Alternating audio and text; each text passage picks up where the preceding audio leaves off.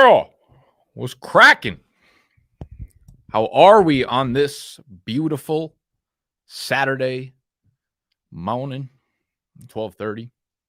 I've actually been up since about 7. Been thinking nonstop about this stream. So I got a lot of takes to get off my chest. Got a lot of hair to get off my chest, too. I'm going to hit that afterwards, though. Let's prioritize one chest at a time. One titty at a time. Rookie drafts are here, man. Rookie drafts are here. And there's a lot of tough decisions to make when you're on the clock. This guy or that guy, something that will haunt you for generations. The Clyde Edwards-Helaire versus Jonathan Taylor arguments. The Jalen Reagor versus Justin Jefferson arguments. These are important. These are extremely important decisions to make at this time because they set your dynasty team up for the future. Forever. So we're going to debate some of the most highly polarizing arguments in the world today. Christian Watson versus Skyy Moore. What are we doing with that second tier of running backs after Breece Hall and Kenneth Walker? You know, is it James Cook because of draft capital? Is it Dameon Pierce because he's better than James Cook? Is it Rachaad White or Isaiah Spiller? We're here to do all that. So I'm gonna rip for the next 10 or so minutes on my thoughts on those conundrums, and then we're gonna hit the chat to get some Q&Aassault going, where y'all assault me with as many questions as possible. Going forward on my Saturday live streams, this will only be available to Big Dog members and those in the Discord. However, I have posted a Discord link to the BDGE Discord, which right now has about 500 members. They're all paying members. They get access to other things, you know, being a member. They get access to more exclusivity to me and our rankings and all that kind of shit. But we are going to be opening the Discord up for 1 week. So the link that's pinned to the top of the chat, as well as the link in the description, I have set to expire in 7 days. So if you're one of the lucky folks that sees this video within the next week and wants to hop in our Discord, y'all can do so. Make sure you are participating, you're engaged, and you drink margaritas, because we got a margs only section where you better be fucking posting pictures of the margs that you're drinking and giving a rating and a location. So I can't be holding the team on my fucking bike at this point. I'm trying to rid alcohol of my life, but I can't do that until the Discord pumps up and starts posting in there. God damn. Okay. So let's talk some rookie stuff. First one that pops to mind, I think the one that I've heard the most debate about is Christian Watson versus Skyy Moore. Now, a lot of these debates are just going to be settled by my rankings, right? My rankings talk, my actions speak louder than words. And that's what my rankings are. They are my actions put into words. Skyy Moore is above Christian Watson for me.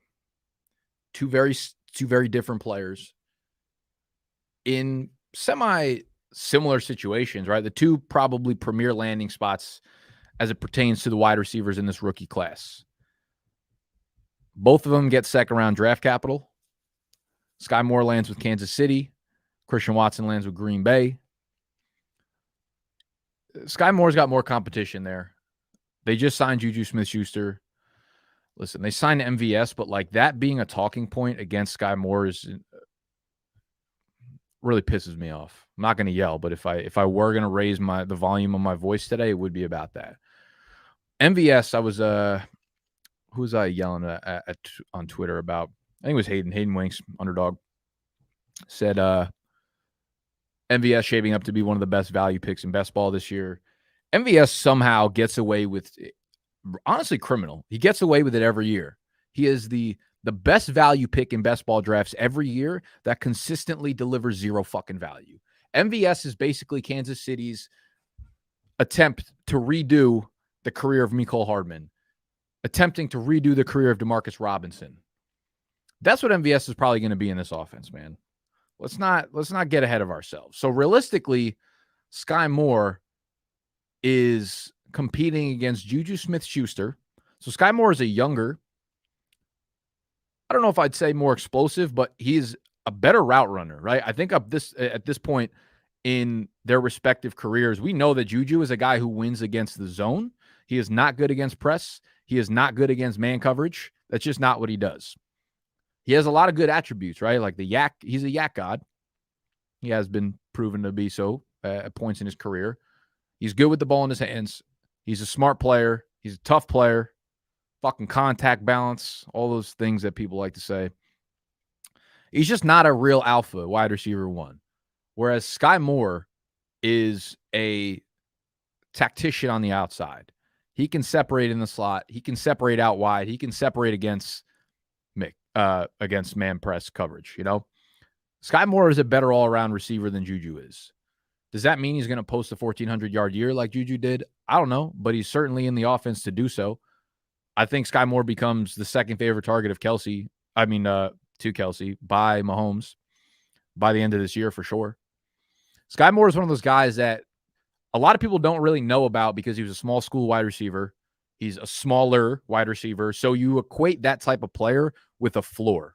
And you say, oh, he's a safe pick, but I want upside in Christian Watson. Skyy Moore is an example of a player that you want to draft on your dynasty team because he is not just he is a safe player. He's a floor player. He's a safe player, but he also has upside. Okay. He's not tiny. 5'10", 191. It's small, but it's not tiny. You can have plenty of upside built that way at 21 years old, runs a 4.41, very good route runner, dominated at the college level. He has so many fucking green flags in his profile, and the landing spot and draft capital were just two added onto it.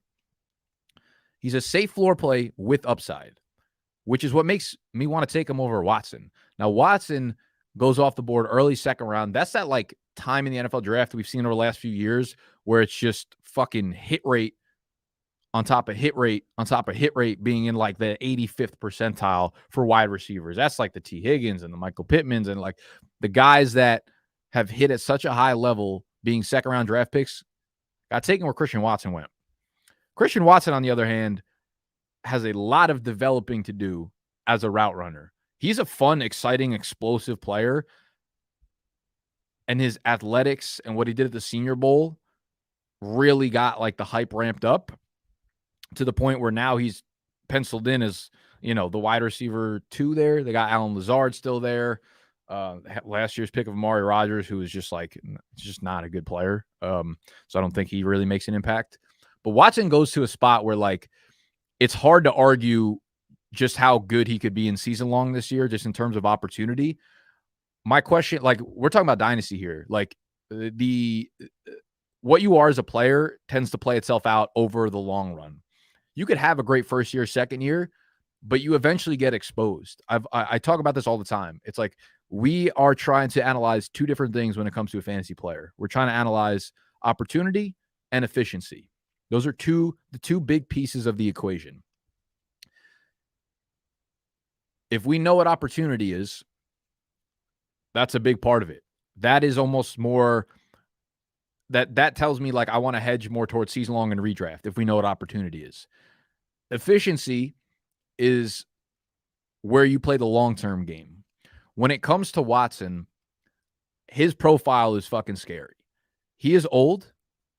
Yes, he's wildly athletic. I understand his offense was a very run-heavy offense. He's not a great route runner. He's not a great separator. He's got the tools to become like an unbelievable playmaker, an explosive guy at the next level, but he's not refined as a player. He's not refined because he went against the competition that he did at North Dakota State. The problem with Watson not being that refined is the fact that he's also old. So players who come into the league old and not refined, like typically, right, a lot of dynasty players don't like to draft guys who come out after their senior year, the older-ish players, right? Like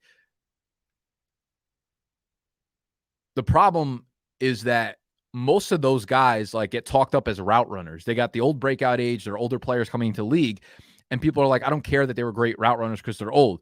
But When you're older, you get to refine those skills in college and you're playing against lesser competition. So you have a guy coming out that's not refined and he's old.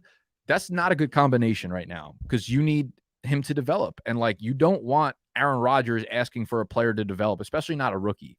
So as much hype as we might think Watson should have for his rookie year, like even on, let me throw this up. Let me throw this up right quick. When you look at the lines on PrizePicks right now, they have for rookie wide receivers, they got Drake London at 775 for the over-under, Wilson at 725, Treylon Burks 850, Chris Olave 725. Christian Watson is tied for the lowest among the rookie wide receivers that they have offered with 650. Jahan Dotson 650, George Pickens 650. Those two are an obvious like split situations where Jahan Dotson is competing with Terry McLaurin, Logan Thomas. He's on a shit offense. George Pickens goes into a situation where we don't know what the quarterback situation is. Is it Mitch? Is it Kenny Pickett? There's Chase Claypool there. There's Deontay Johnson there. Najee Harris had 90 fucking targets last year. Pat Freiermuth. Like, those are clearly, we can clearly see why their receiving yardage number is lower at 650. With Watson, you start to add up the numbers and you're saying to yourself, like, why is it so low? He should get 100 fucking targets. Like, this should speak some sort of volume to you about the hesitancy of a guy like Watson. I think his bust potential is so high compared to Skyy Moore, and Skyy Moore's ceiling is going to be underplayed. But I think we see the Juju Smith-Schuster contract. It's not a lot of money. It's definitely not for a long time. MVS, again, not an arguing point. Travis Kelce on the latter part of his career. Skyy Moore can be the one in this offense as soon as next year. It really, really can happen. And you're going to kick yourself for fucking giving that away for a guy that we're hoping to be a better project in the NFL than he was in college. Skyy Moore, 800. Second highest total for this year, immediately above London, above Wilson, above Olave. I'm saying it's Skyy Moore over Watson for me, and I am not hesitating or thinking twice on it, okay? In terms of the wide receiver one, I don't really think you can go wrong between London and Garrett Wilson. Some of y'all like Treylon Burks, and I get it too. The redraft type hype behind him is going to be really high. I don't know how long Tannehill's going to be there for. He's definitely obviously there through this year. At the end of next year, they can get rid of him for no real dead cap. They could pay him $25 million and say, like, hey, you know, you're worth the average, above average quarterback, and we can keep you, but we have the option not to. So if Tannehill has another poor year, they can easily move on from him. I don't know if you want to. Most teams don't just like move on from an above average quarterback for the sake of fucking doing so because fantasy Twitter wants them to. So that's, I wouldn't say that's realistic, honestly. But Burks is another player that I have my hesitancy towards after doing a little bit more research, especially thanks to like Matt Harmon's reception perception, which he breaks down like success rate against man and press. And Treylon Burks was not good in that. He's an unrefined route runner as well right now. He does a lot of amazing fucking things. Like when you watch him, I don't see, you know, you've heard the comps of like N'Keal Harry. When you watch Treylon Burks' tape, he does things that are like, okay, only like real fucking NFL athlete alphas can do stuff like that. So I'm definitely siding on the fact that I think he's more of a hit than he will be a bust. But I think you got to acknowledge the fact that out of Drake London, out of Garrett Wilson, he's probably the most likely to bust. Maybe he has a little bit of a higher ceiling than Drake London or Wilson, which I don't really know if that's even a strong argument you could make. But for me, that's what puts him at the 3. Okay. I will take Drake London because I'm a biased ass Falcons fan and I want to root for somebody good on my team. No, that's not really why. I think I love Drake London. Size, athleticism, also like a very good route runner all over the field. You know, my comp for him is Brandon Marshall. Can separate on the routes very, very quickly. He's not just a downfield contested catch playmaker, but that will be a big part of his game. So I like Drake London in Atlanta. Garrett Wilson, it's hard not to like him as well. So they're like my 1-2 there, wide receiver 1-2. I honestly can't really make a good argument for one or the other. I really, really can't. Which is fucking stupid that you're watching my content for me to make that argument. But I'll go Drake London as my 1, Wilson as my 2, Burks as my 3, because again, similar to the Watson versus Moore argument, likelihood of busting is what I'm not looking to target in the first round of my rookie drafts. Just like the London pick was for the Atlanta Falcons, when you're building a team for the long haul, You want to stack good players, right? That's how you eventually build a good team, by stacking good players. You don't always need to hit on the number one players every time. That leaves you holding the bag more often than not. So I like London. I like Moore over Watson. In terms of the running backs, again, we got James Cook, who's got the draft capital. He's got a good landing spot, if not a great landing spot. And then we've got Dameon Pierce, who's better than James Cook. I'm very confident in saying that. This take might make me look like a fucking asshole in a year, but I'm doing it. Fuck it. I'm taking Pierce over Cook. Everything about Pierce feels right to me. On a per-touch basis, he is just so good. And we have just never seen James Cook operate at anything more than like an 8-touch back. For people, I get it. I get it. Georgia used a committee.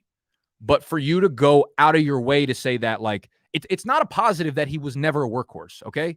So stop trying to do that. Stop trying to fucking force your way into this ridiculous argument. It's not a positive that he was never a workhorse. Just because they use a committee doesn't mean he's capable of being a workhorse.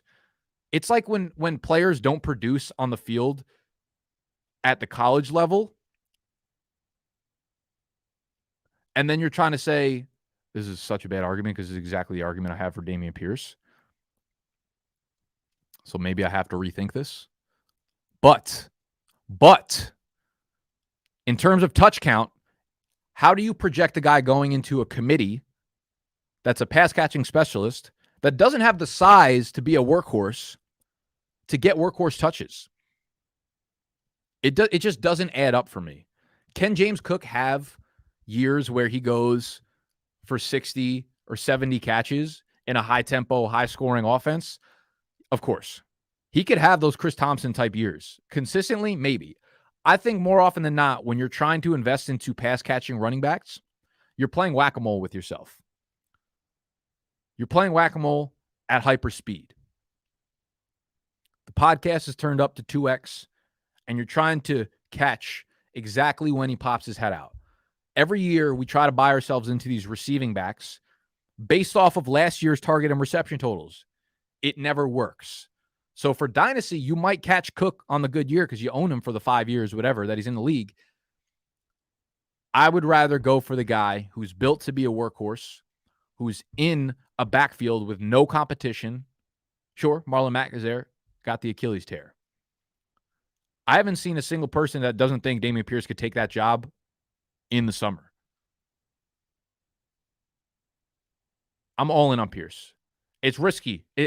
Anytime you draft a 4th-round running back, it's risky. There's no fucking guarantee that the guy hits, the guy even gets playing time. There's not even a full-on 100% guarantee he makes the roster. That would be a really bad look for the program.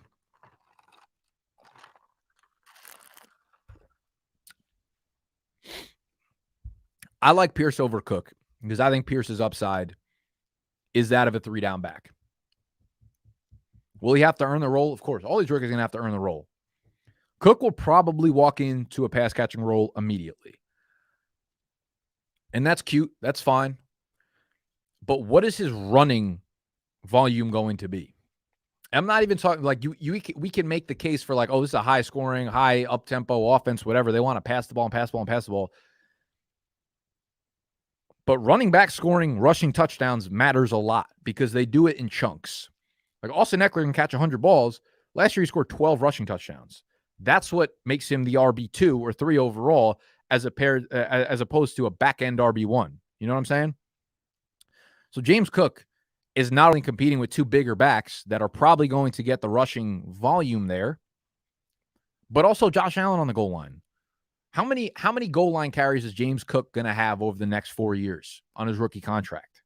It might be 4. He might average 1 a year. Maybe he gets 2 a year. I have such a hard time believing that he has a high enough ceiling to warrant a first-round rookie pick on this guy. So if I'm faced with the situation of Pierce over James Cook, it's Pierce for me. Pierce is a guy with the 3-down size, a 3-down skill set. Again, I understand the volume wasn't there for him, but if you look at what he did on a per-touch basis, running grade, pass route running grade, yards per route run, literally elusiveness, missed tackles forced, he was number 2 behind only Bijan Robinson. If you let this guy rip, he will be a much better NFL player than he was a college player. I just don't feel confident in saying the same thing for James Cook. James Cook was a good college player. He could be a good NFL player, but these are not the type of fantasy players I tend to invest into. And I've made this point many times. Like, listen, the 200-pound running back is not a mold I like to invest in. Austin Eckler was literally the only running back sub 200 pounds that finished as a top 24 fantasy running back last year. And maybe it's an outlier every year. Maybe the year before 2 or 3 finished as a top 24 fantasy running back. But the bets on the bigger backs tend to work out at a much higher rate than these smaller backs. I know 199 is a 200. Guys, if I move the threshold up to like 200 or 201 or 202 or 203 or 204 and James Cook gained 5 pounds, I bet you the hit rate wouldn't be that much higher. It's the overall theme of these undersized backs getting pigeonholed at the NFL level. The volatility is just so strong on a week-to-week and a year-to-year basis that they're not the guys I want to take shots on.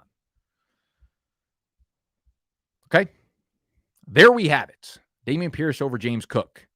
I think another interesting argument to be made, I've seen Rachaad White over those two guys as well, which Rachaad White had better draft capital than Dameon Pierce and a more well-rounded 3-down skill set than James Cook. But White would be the 3 for me here.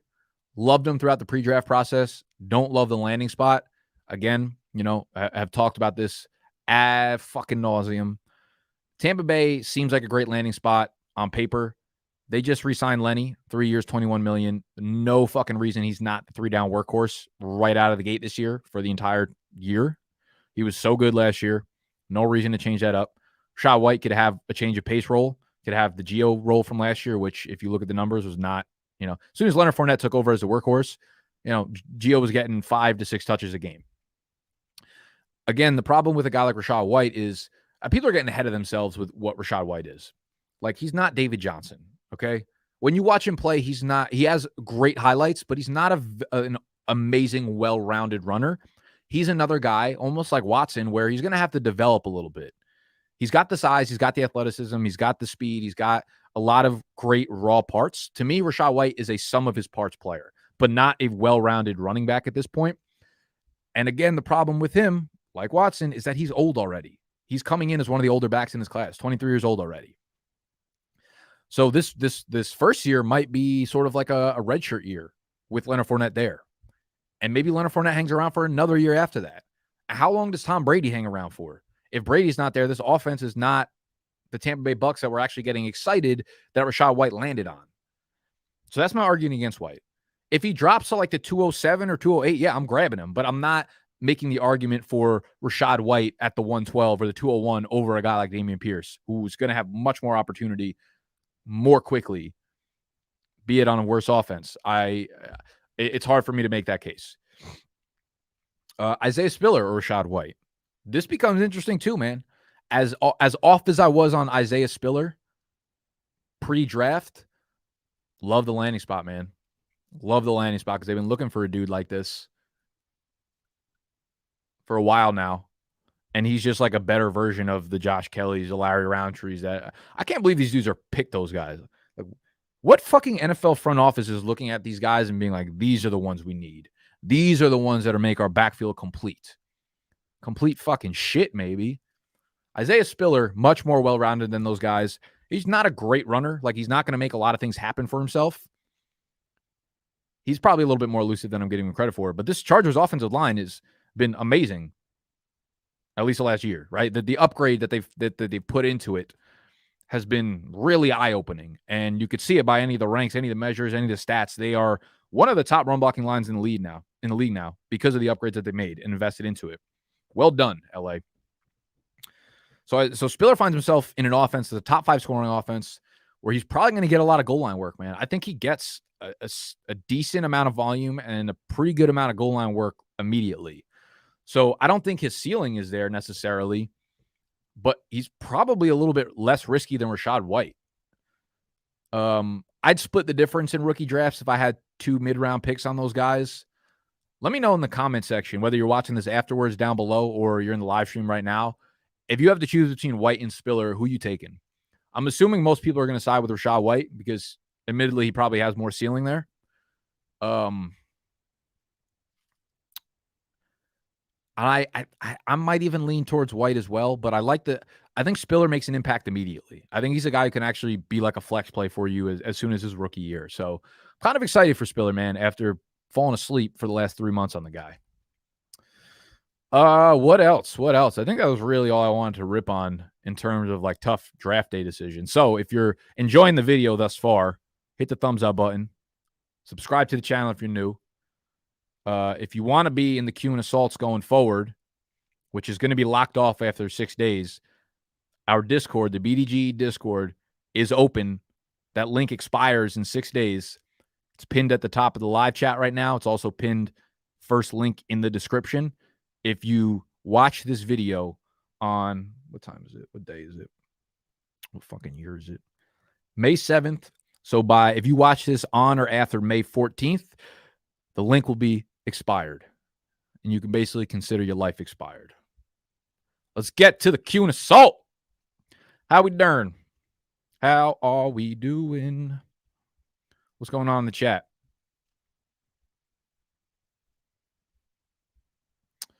We've got some questions.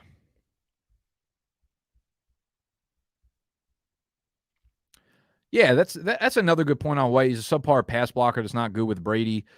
Yeah, again, like Rachaad White seems unrefined to me, and guys like Brady, same argument with Christian Watson with Rodgers. Those are not quarterbacks that like to be on the field with guys who are unrefined. They don't want to go through the learning curve. They want you to learn that shit in practice, and then a year down the road, when you're ready to participate in this offense, this ain't the fucking playpen. We're not in McDonald's. Then you can contribute. Okay, this is the big boy time, and I'm not sure we have that with Rachaad White yet. You're playing a spectrum game. Maybe he does have that, but I think he's more likely not to have that, and that all that weighs into rankings and draft spot and all that. Third round dart throws you like. Let me pull up Sleeper right now and see. Actually, we'll pull up our draft guide and see where the ADPs are right now.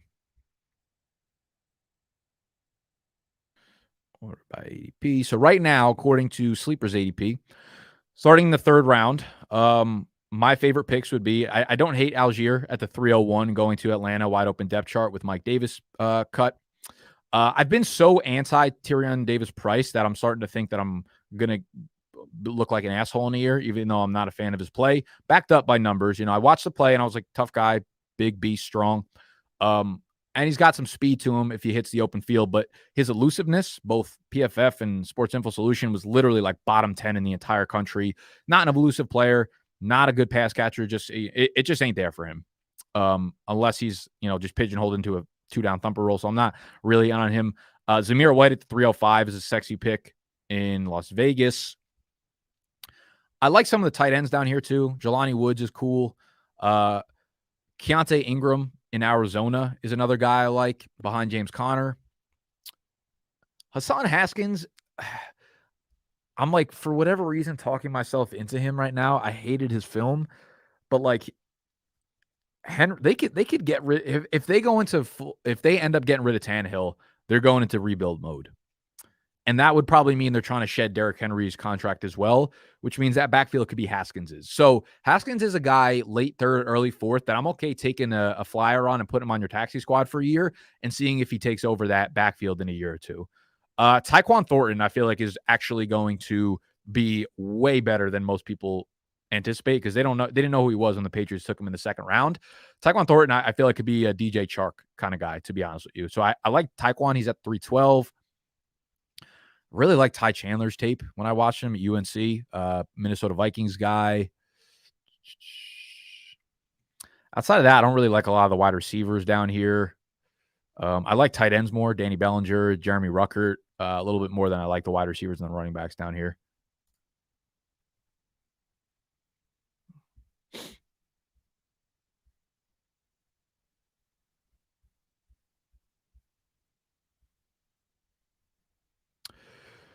Who would you rather keep in the 12th round at a half PPR league, Akers or ETN? This is a little bit too tough to answer right now. I feel like, as a keeper league, I'm assuming you won't have to make that decision for another like 4 months.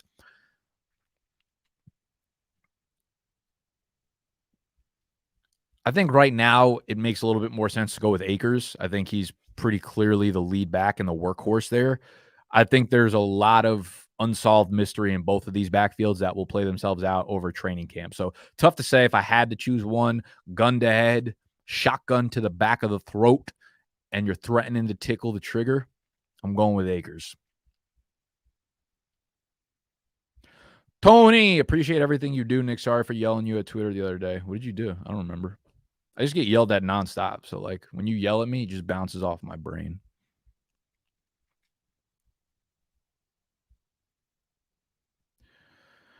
As a Falcons fan, would you rather Ritter start over Mariota? I guess, right? Like, I guess that's the right answer. I'm just assuming this is a wash of a year. I assume Ritter does get on the field and get some starts. So I guess I'd rather figure out what we have in him earlier than later. But I also don't want the fucking Falcons front office who's just permanently on antidepressants and drugs and shit to see Ritter start for 4 games and him like be okay and then be like, we don't need a quarterback anymore. Let's let him play another year. And then we pass up on the strong ass class that is next year's quarterback class. You know?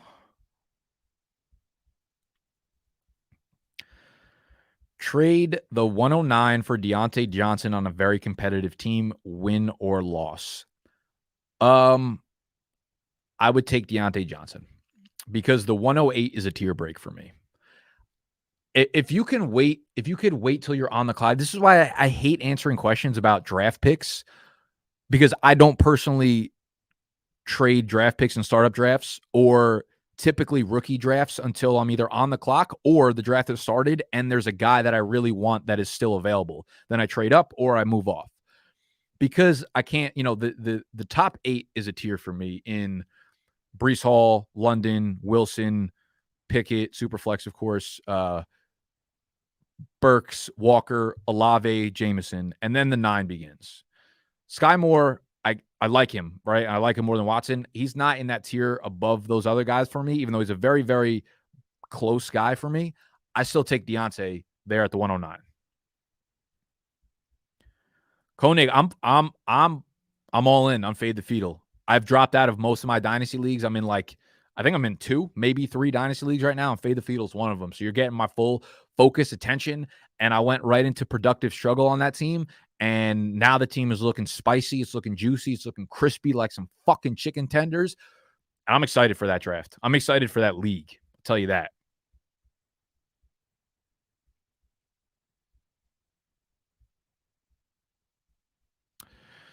Trade Kelsey for the 112 and 33 overall. What is 33 overall? Is that like the 3-7 or something? I would keep Kelsey there, Matt. It is hard to watch tape on all prospects. Yeah, fucking tell me about it, dude. I'm like ripping through running back prospects. I'm like at number 17, and I'm like, I know this class. And then there's like 40 more guys I want to look. Noah just did a running back ranking video of 39 dudes. There's barely 39 college running backs eligible to be in the NFL this year. Noah's on some real psycho shit. Yeah, dude, that's what I've been doing for the last like 2 months is literally just watching film, looking at numbers, all that shit. Do you think Dominator is a good metric to use? Not really, no, to be honest. What I like to try to figure out, I think there's a combination of things. I think there is film, you get your take on it, and then you try to match it with athleticism and production. We see a lot. I'm starting to, the more I do this, the more like molds of players that I see. A lot of the times we see guys like Brian Robinson, guys like a Jerome Ford, guys like et cetera, where you watch the film and I say like, okay, this guy had big hole. He had a lot of breakaway runs, probably fast. He had big holes though, doesn't look overly elusive. And we see a lot of those molds where the guy's 220 pounds, 215 pounds, runs a 4.5, 4.45, 40-yard dash. So you say, okay, he's big, he's fast. That's a really good foundation of a rookie running back to project for upside. Where are the flaws? I like to look at their offensive line ranking, and then I like to look at their elusiveness, whether that's on Player Profile or on PFF, which is a paid behind a paywall to see those numbers, which is on Sports Info Solution, to see if they're actually creating for themselves. If they are big, fast, and create for themselves, you've got my attention. If they are big and fast and they're running behind an Alabama offensive line and they don't create for themselves, a guy like Brian Robinson, that tells me immediately they need to be in a good offense with a good offensive line with a lot of scoring opportunities in order to be good at the next level. I don't tend to buy into players like that because, again, longevity, we look at efficiency. There's a lot of different players like that with that same mold. So you start to like piece these things together and you tell the story of the guy. You tell the story of the player as he is as an athlete, as well as the situation he had in college. And it starts to translate to the NFL based on their landing situation and the amount of opportunity they're going to have based on their draft capital. I hope that was helpful. But like you start to pair together like what you saw in film and you confirm it or deny it, or you switch up based on the numbers that it says beforehand. So there's definitely not one, like a lot of these guys too, like it makes a lot of sense. They have really fast 40 times, then their burst score is poor, right? All they could do is run really fast through a big hole. So I would start to combine the athletics. I like the athletics and the size as a good first indicator. And then we go like elusiveness and how good they are at creating on their own. Sorry, I got a big ass fucking loogie about to come out. We're going to play through it though. Bah. Who you got winning the World Cup? I don't know, but this is E-Town Get Down's World Cup year. For our big league that a lot of you guys have probably followed through Fade the Public, we enacted a rule 4 years ago where we would make it a World Cup league. Every 4 years, we have the World Cup. So each of the 3 years prior, we have been putting away 10% of the pot, and that's going to go on to the full 100% pot in this year's World Cup. It's going to be lit. How high of a 2022 pick are you willing to give up for a random 2023 first rounder? I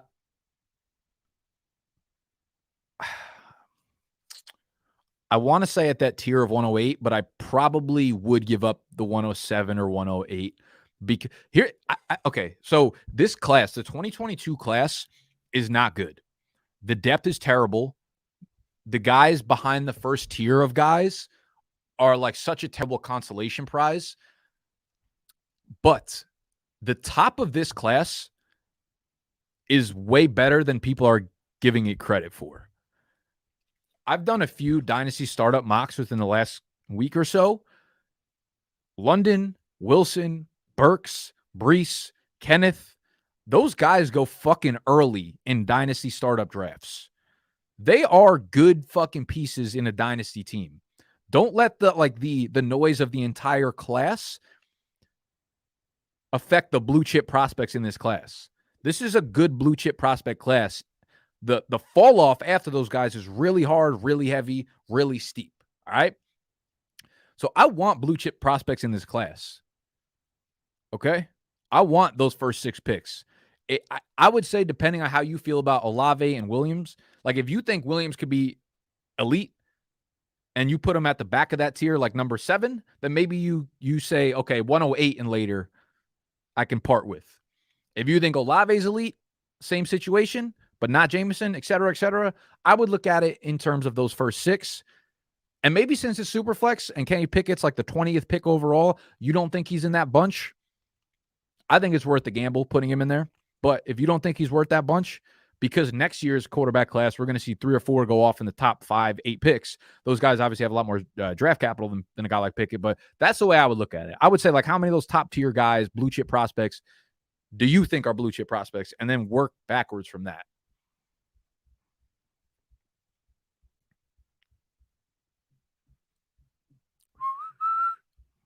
Famous Jay. Thank you. Honestly, we needed a little comedic break. Ja.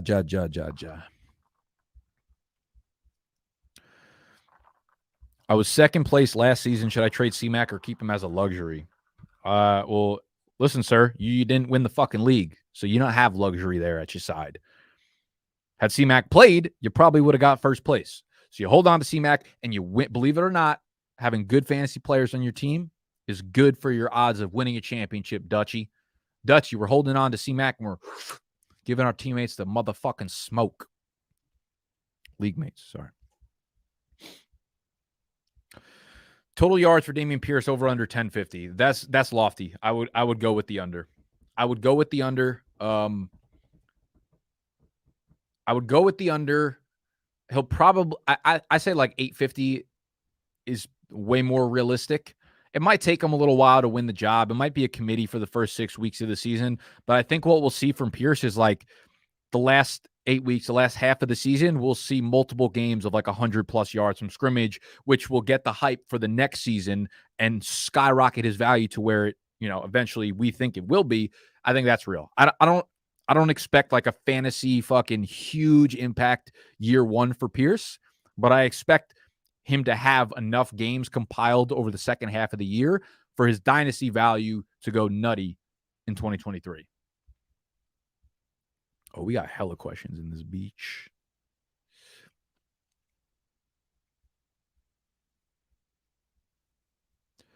How are we? I won last year. Should I sell C-Mac? Man, same question. Why not just fucking run a bike and win again? You won last year without C-Mac.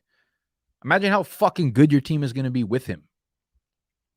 Thoughts on Bell? Seems like Jarvis Landry comp. Yeah, I think the comp is beautiful. I think the landing spot is beautiful. I think despite me thinking he's an average kind of player, maybe a little bit above average, I really like Bell. If I have early second round picks, I'm happy to use it on him. Was able to get Wilson, Brees, and Burks. That's a beautiful little handful you got there. Love to see that for you. I traded C-Mac for the 102 and a future first and Brady. I'm okay with the haul. I'm not mad at that. That's okay.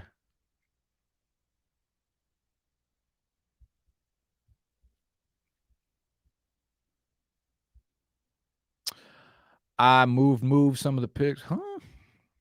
10 team, full PPR, 1 quarterback. Trying to send Edmonds plus 203, 204 to get Kamara. Thoughts would give me C-Mac, Kamara, Hall, 101, Jacobs at running back. Yeah, I'm definitely fine getting rid of Edmonds right now. I feel like we kind of know what his dynasty value is. I don't see him really playing a workhorse role. And the 203, 204 are not very like intriguing picks this year. They're intriguing in the fact that we're going to have to hype up every rookie class, but like realistically relative to other rookie classes, this is not a strong draft. Like, oh, cool, I can get Isaiah Spiller, a 4th round running back, at the 203. But like, guys, 2 years ago, we were getting T. Higgins at the 203, early second, first round wide receivers, Brandon Ayuk, guys like that. Kadarius Toney's like relatively the early seconds, mid seconds are just absolute fucking crack rocks to other ones. So I'm fine with that move. Discord numbers on the move. Yeah, listen, I wanted to spice up the Discord a little bit. I know like my head's been in this rookie shit, so I haven't really been dipping in much. So I again wanted to open it up to anybody out there for the next 7 days. So hopefully, you're loyal to BDGE. You're going to hop in there and contribute to the conversation, not just post fucking questions and sheesh. But Discord, the BDG Discord will be open for the next 6 days, and then the link will be dead. I will dead that sheesh. It's in the description. It's in the chat. Robinson, running back for the Commanders, is great value. I just don't see it. I just don't see a world where he like has any fantasy value with Gibson and McKissick there. Love the BDG crew. Y'all doing a great job. Appreciate the content you guys putting out daily for us, the gens, of course, man. We're out here just living and dying.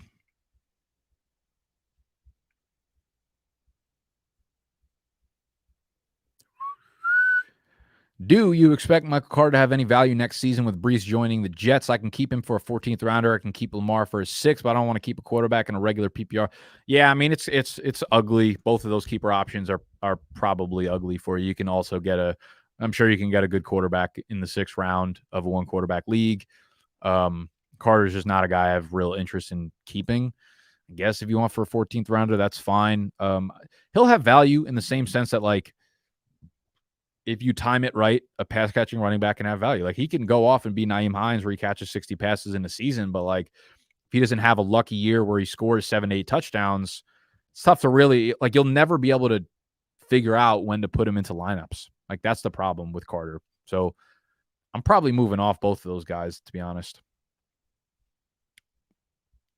Huge L for you.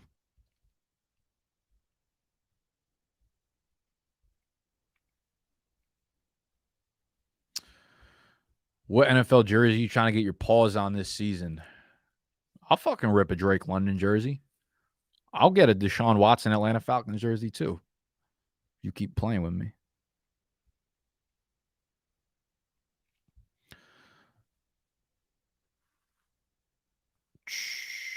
Where do we get the hat at? So I just filmed a video for Tuesday. Honestly, one of my best videos. As you can see, I'm in a good mindset right now. The video I filmed for Tuesday, it's 5 more must-keep players on your Dynasty team. One of the best pieces of content I feel like I've made in a while. I was on my game, but in the middle of it, I went into a 10-minute business talk about merch and apparel. So we've got some cool news on the way when it comes to merch. And we're finally going to be producing our shit in-house, and the quality is going to be fantastic. Nothing is for sale yet. But within the coming month, 2 months, 3 months, we will have some fucking awesome clothes for you guys that will be handmade by us. So it ain't none of that drop shipping shit where the quality's subpar. We get to put our fingers on everything. It's going to be fucking cool as hell. Tell us where to go to purchase the BDGE draft guides. Been a fan and purchased them this past few years. Seems like the website's still 22. Yeah, so that website, bdg.store, is like previous years. That's not going to be what we're using going forward. We've been working really fucking hard to try to get the initial plan of the website out, which hopefully can go live by tonight, if not tomorrow morning. But I can't really give you the link yet because it's not ready for purchase. But if you sign up on PrizePicks right now, which you could scan up there if you're watching on your laptop or TV, or just go to prizepicks.com and you deposit with the promo code BDGE on PrizePicks with $10 or more, they're going to double your deposit, first of all, but you're also going to get access to our rookie draft guide for free on top of that deposit. So that would be the best way to go about doing it. It'll be more expensive on the site when it goes live, but rest assured, we're rebuilding out from the foundation. We got an actual in-house dev building out the rookie draft guide, which will house all our membership stuff, which will house our merch, which will house our season-long guide, as well as we're building a lot of cool databases for you guys to be able to use, not just like a purchase website place. But those things will continue to roll out as the months kind of fly by here at BDGE and during the off season. So for right now, your best bet is going to prizepicks.com and signing up via there. If you're not in an eligible state, then just stay tuned, because as soon as that shit goes live, you'll hear me plug it in all the videos. Don't worry. What was the take on Skyy Moore? Take him early and often over Christian Watson. Skyy Moore over Olave? No, I have Olave over Skyy Moore. Sky's the limit. We love that. Did you fire Snacks? No, I did not fire Snacks. Here's the thing. We were pushing Fade the Public to become like a summer thing. That was going to kick off in the summer. And then we were going to start making content around that, as we usually do. We just weren't going to force it in the offseason. Snacks also got a real full-time job in South Jersey, so it's like kind of impossible for him to get up here during the week.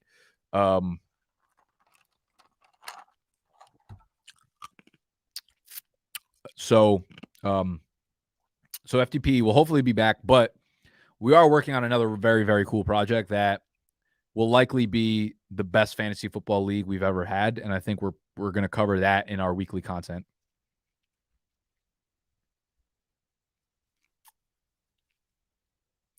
So I don't know how long FTP is going to be up, to be completely honest with you. Noah's spreadsheet's going to be in the rookie draft guide. At the moment, probably not. We've had some discussions about it. That will probably be maybe later in the summer we could pull it off. It really depends on the financials, man, because Noah does such good work, and he needs to be compensated accordingly, of course. However, we are on a very tight budget here at BDG with all the full-time guys in the office. I would love to bring Noah on full-time as a secondary content creator and be able to provide you guys exclusively with all the numbers and spreadsheets that he does. So I would imagine that will be a part of our future plan for sure. Love to bring him on full-time. At the very moment, right now, unfortunately, would be great timing for you guys to have that. We probably cannot. I don't know if we could offer that, to be completely honest. On the clock right now, 12-team Superflex PPR, Ritter or Willis. I would rather go another. Oh, wait. I thought that said the 112. If you're okay, let me ask you. If you're into NFTs, if you're a stock guy, are you a trader? Are you a day trader? If I'm investing in one of these guys for the long term, it's Malik Willis for me.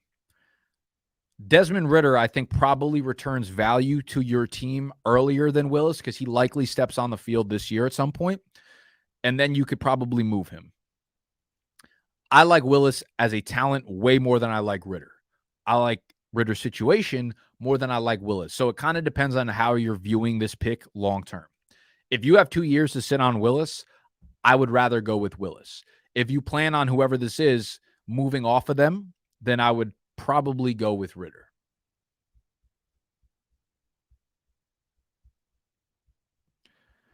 Nick, that Ocho Tequila is a massive dub for the anniversary. Hell yeah. Yeah, we had a great Cinco. We got fucking wasted here during that mock draft at like 1 p.m.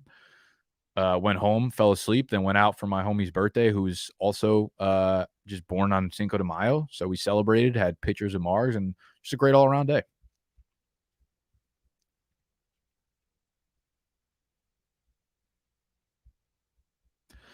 Yes, Lawrence. If you guys do go through the Prize Picks sign up, we will, as soon as the guide goes live, don't worry, you won't miss it. We will email you guys via the email that you signed up for via Prize Picks. You'll just have to, it'll see an email like, hey guys, you got access to the BDG draft guide. Here's the website to go to. Boom. You go there and you'll probably have to reset your password because we're not making passwords for you guys, obviously, but it'll all be laid out for you guys. I'm hoping we can get it live tonight or tomorrow morning. But we're probably going to email you guys out my rookie rankings tonight, though. It might just be on like a fucking Google Sheets because I don't know if the development of the website is ready.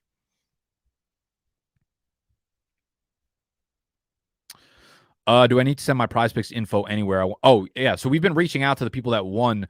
Mike, can you do me a favor and DM the BDGE Twitter or Instagram at BDGE2_ and be like, this is the email I used to sign up for Prize Picks.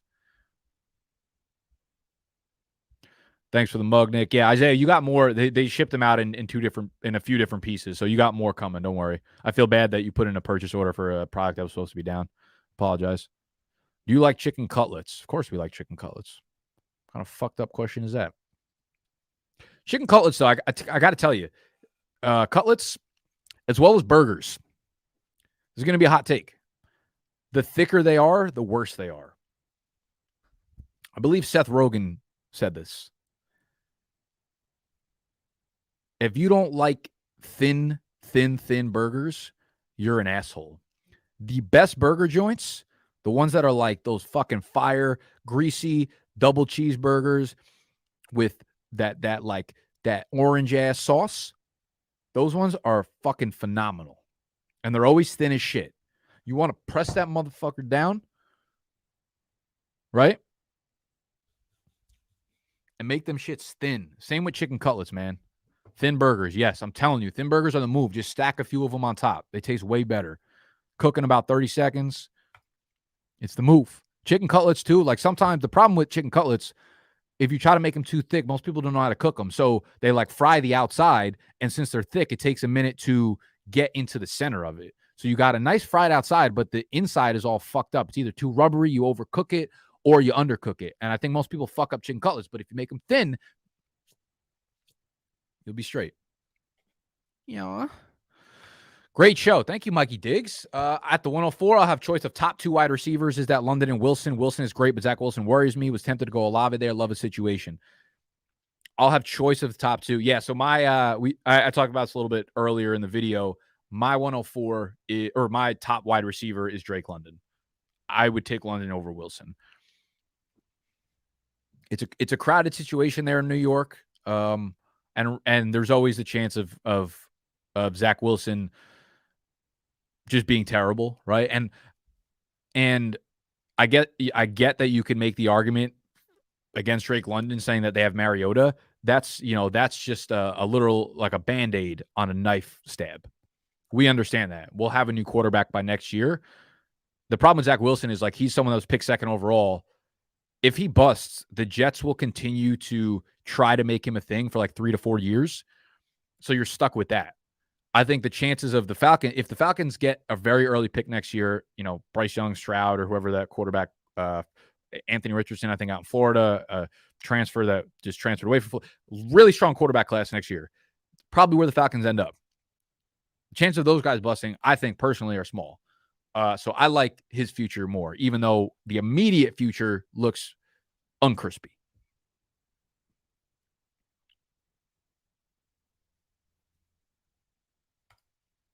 Definitely light meat, bro.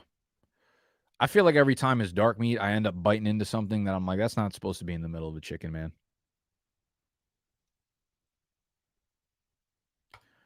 Correct take on the thin burger cutlet. I don't know who you are, but I'm now a fan just like that. What are you doing in my live stream? You don't know who I am. How did you come across this?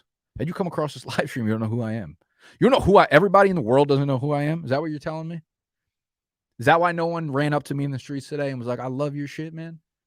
Is that what I just learned right now? See, this is a fake narrative. The Chiefs are a better team, but they're crowded as well at wide receiver. They're not. Like, if you're using the MVS argument, it's just not. It's just everything about that is bad. Like, I question your upbringing. I get Juju's there, but like, what the fuck is Juju? He's not a separator. He's not an alpha. He's a guy who had a good year 4 years ago. He likes TikTok more than he likes fucking pay dirt. Man, to pay $10 and have your question misunderstood. Wait, I'll go back to it. What did I say? Great show. Thanks. At 104, I'll have choice of top 2 wide receivers. Is that London and Garrett Wilson? Oh, sorry. You're saying top 2. Yes. Sorry. My top 2 wide receivers are London and Wilson. London over Wilson is my opinion, though. Thank you for saying that, Tyler. My reading comprehension is not very good. Barely know the difference between a verb and a noun.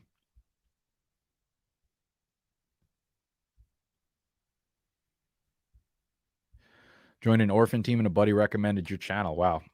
You need to find new friends. All right, y'all. Wow, we're almost at the hour mark. This was a fun stream. I enjoyed this stream a lot. So if I can leave you with any parting words, I would love for you guys to join the BDGE Discord. If you're looking to join a Dynasty League for the first time, this is a place where people are ripping them off pretty often. So that's a place you could do that, as well as, get into the access of these Q&Assaults for the rest of the summer. Link in the description, link at the top of the chat. It'll only be open for 6 more fucking days. As a content creator, do you change your picks in a draft or on how you rank? Or is it more of a I like him and his fit? I'm going to be honest, I'm confused about what your question is there. I don't know if my brain stopped working at this point or you wrote that incorrectly. Nothing I do as a content creator affects the way I play fantasy football. It's unfortunate because a lot of the guys my rookie drafts are tomorrow. There are plenty of dudes in my leagues that are in this chat. So there is no mystery. You know who I'm taking. You know who I like. You know who I'm drafting. And it fucking stinks. It fucking stinks. And I fucking hate you guys, if I'm being honest.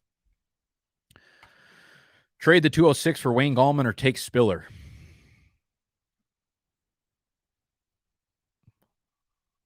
I'm wondering why you wrote Wayne Gallman twice in that question.